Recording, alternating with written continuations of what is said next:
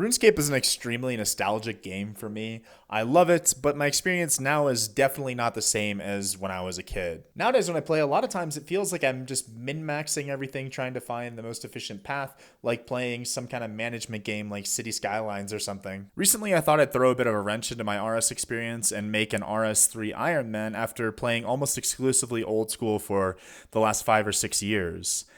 And the experience has certainly been refreshing and fun, but I still know so much about some of the older content and found myself redoing many quests for the 5th or 6th time among newer content that I was exploring. RuneScape, like many older MMOs, has turned into a competition of efficiency, and it's by far the #1 game that I would reset my memory on if I could to experience it all over again. That being said, would the adult version of me even like RuneScape without the prior knowledge/nostalgia? All of this inspired me to recruit some help to make this video. Say hello to Dr. Cheese 782 or Conrad, a longtime IRL friend of mine whose primary gaming experience has been with TF2, League of Legends, and Overwatch. Very, very different games from RuneScape.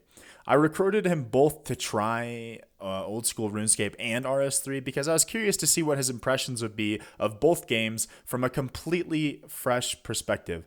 Like I said, with his gaming experience, he doesn't even really have any experience with MMOs in general. Would he be in awe by the world the way that I was when I was 9 picking up the game for the first time? Or has the gaming industry spoiled us with more expansive interactive worlds since RuneScape? Or perhaps will he find the game as a good way to unwind and just relaxing? Or maybe, I think this is a possibility that most RS players don't consider, but maybe he just finds it completely boring and it just doesn't pique his interest whatsoever. Okay, so this is the premise of the experiment. I had Conrad download both clients from Steam, a place which I think is pretty likely new players would download the client from. I already hear you old school players mashing your keyboards, but no, realistically, a new player would not know to download RuneLite. And yes, that would certainly affect the experience, but I'm trying to simulate a true new player experience here as much as possible. When Dr. Cheese gets done with the tutorial, I'll give him a bond so that he has full access to the game, and then he will just play. I'll be spectating live via Discord, but I will not be holding his hand in any way in either game. And I'm not going to tell him to do waterfall quest, etc. If he gets stuck on something obvious here and there, I may nudge him along a little bit, give him some small tips, but he'll be forging his own experience and recording it for us to examine. I'm going to have him play each game for 3 to 4 hours each, and along the way, he'll be commenting a bit on how it feels, and at the end, I'll have him compare the experiences, not on any objective criteria, but simply on how he feels about each game, their pros and cons, and by far the most controversial, which one does he prefer. Without further ado, let's start off with old school. What's up, guys? It's Dr. Cheese 782. So something I noticed right away is that Conrad right away had a pretty lighthearted approach. He didn't seem to take himself too seriously.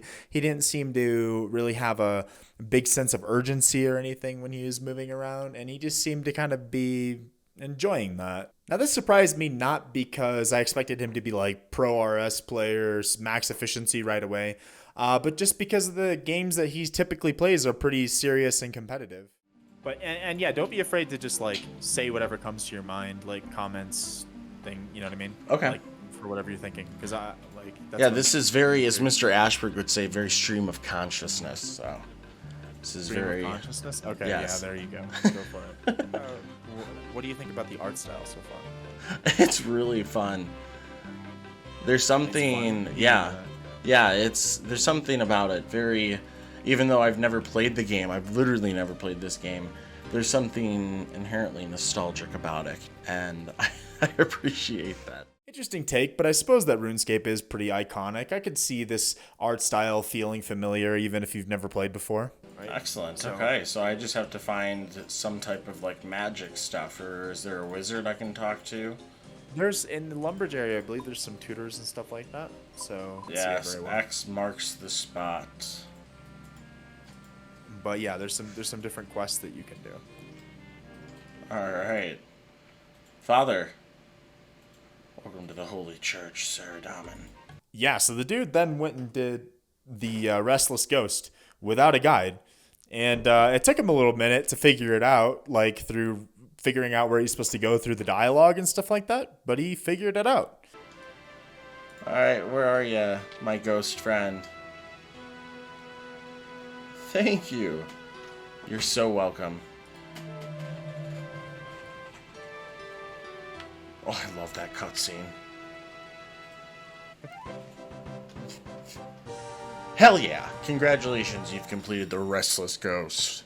Let's run over there and start some fishing. Oh, excuse me. So is this something you just AFK then, or? Yeah, I mean, it depends on, yeah, fishing and cooking in general are pretty AFK, yeah. You're at level 1 right now, so you're going to catch them pretty slowly, but then as your fishing level goes up, you catch them quicker. Ah, okay. Is it okay if I keep doing this, or do you want something more exciting? It's up to you. It's up to you. It's just kind of fun just chilling out, I'll be honest. Just doing a little fishing for some shrimps.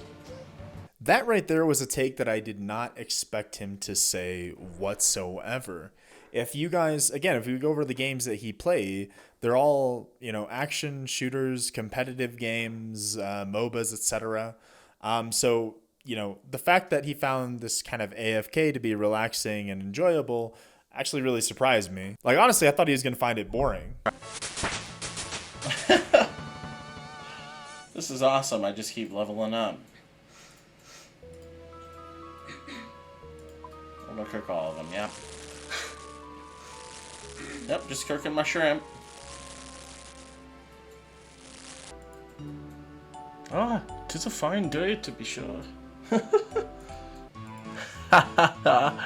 Redbeard Frank. Oh, I was just talking to him. Arr, matey! I should say that the fact that he didn't start immediately jamming out to Sea Shanty 2 should have been a little bit of a red flag. Arr, treasure you after, eh? Ah, for a price. Now, I should say that with Pirate's Treasure, I did nudge him along a little bit. Just small tips and stuff like that, but the overarching concepts he kind of figured out by himself, like that he had to smuggle the rum back and kind of figuring out. He figured it had something to do with the ship, smuggling the rum back. So he kind of figured out some overarching concepts, and I just gave him a few tips here and there. Alright, X marks the spot. It really didn't tell me on the... No, he said that Saradomin points towards the X. Saradomin is a god. Oh. Is this Saradomin? Ah. Yeah. Is it in the field? Saradomin points towards the X. Yeah, is it in this little field?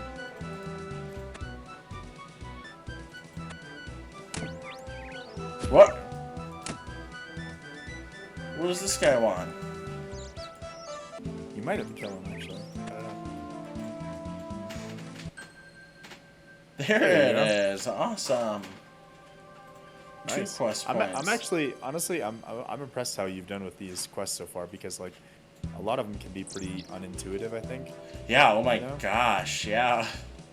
And like you kind of have to, you really have to read the dialogue and stuff too. That's what's so surprising to me right now is that you really got to pay attention. It does not hold your hand one bit. If you played a game like this today, it just kind of shows you exactly where to go. But right, there's markers on the mini-map. Yeah, that's what I'm looking for, but it's just nothing. Now, Conrad spent a little bit more time exploring and doing a couple more quests and whatnot. Consensus so far, from what I gathered, is that he was having fun exploring and just kind of relaxing and just having a nice, chill experience. But he felt a little bit lost at times, it seemed like. There was several times throughout where he asked me, he's like, okay, what now? And I was like, well, you can do whatever. You can do this. You can do, I try to maybe offer a few suggestions, but he just seemed a little bit confused by the open-endedness of it all. But anyways, we'll see more about what he has to say when he tries RS3 and he does the comparison at the end. But let's get into RS3 and see how he feels about that. The graphics look so much better in this one. Do you prefer the style?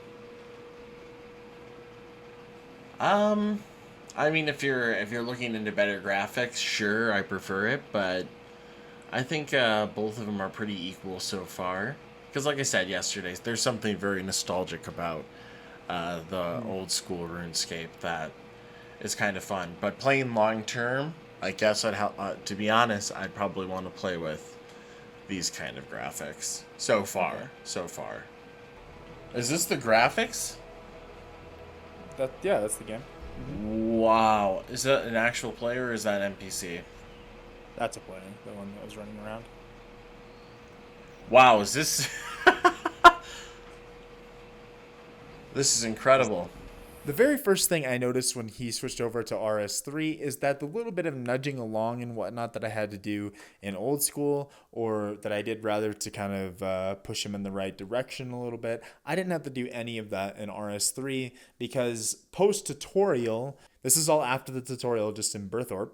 But there's these different tasks and paths and whatnot that you can go down that kind of let the new player experiment with the mechanics in the game. And although I found it to be a little bit handholdy, he seemed to enjoy it, and it seemed to help him get familiar with the game a lot better than old school. Is this where I'm supposed to go? This little... Wow. Old school RuneScape, I'd be searching for where the mine was. Awesome! Yes! My first quest in RuneScape. Awesome. Oh yeah, level up. I feel like this is like a good gateway to RuneScape. What is? Like this version, because I feel like the other version is a bit more for the more intense gamers, if you will. Why do you say that? Looking for maybe a more intense experience or more difficult experience, something that tests their abilities a bit more. I mean, but like once you start playing this one, you'll want to play the other one, kind of thing. You think so? Oh yeah, Why is that? because I think this one does a better job of explaining stuff and kind of giving you a better idea of what things do. And like this, you said this is, I mean, it's the same exact map, isn't it? No, it's like there are portions of it that are very, very similar. Okay. Like the area that you're in is pretty similar, but a lot has changed over time. Gotcha. RS3 nowadays definitely has a better, newer player system. At least when I used to play, I don't really remember it being that way. I remember that it just kind of seemed overwhelming the way that RS3 would kind of throw you into the game, because obviously there's more mechanics and it's more complex. But nowadays it seems that they have a pretty good system for introducing new players to the game, and it seems to be working. It's a bit hand-holdy maybe, but not all players really mind that. Some players really like being walked through the early game. Now, something that Conrad stumbled across is the Battle of the Monolith minigame. Now, I've never done this before. This is completely new to me, but this is definitely not something that is intended for brand new players. But sure enough, he was able to just walk up and do it. Now, this is a criticism that I've had of RS3 basically since I started my recent playthrough, is that there's a lot of late game content that should be locked behind quests. One, just to gatekeep it a little bit to keep new players from stumbling across it. But also just chronologically and lore wise, it should be locked behind quests, but it isn't. And sometimes there's these weird things like that, but they kind of want to appease the PVM community who might not want to do the quests.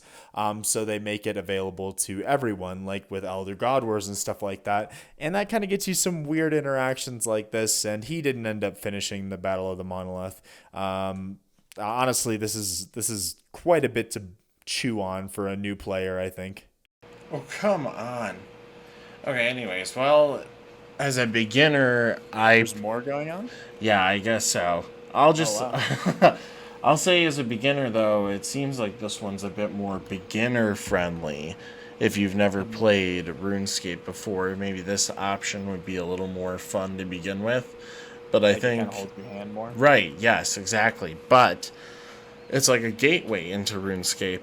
If you're looking for something a little more, what's the word? A little more difficult or a little more Why do you think old school is more difficult? What about it is more difficult? Because there's just a lot of things you need to know about how the game works and all the different materials and the runes you need for certain spells and what skills are the most useful with other ones. I mean, I wouldn't have been able to tell you that cooking and Well, a lot of that is still exists in this game, but I'd say maybe the barrier to entry is lower. Like oh it doesn't. yeah, it feels like it anyways. So why do you think? Again, we talked about that the old school player base is much larger actually. That's what Why? surprises me. Why do you, that surprises you? Why do you think that is?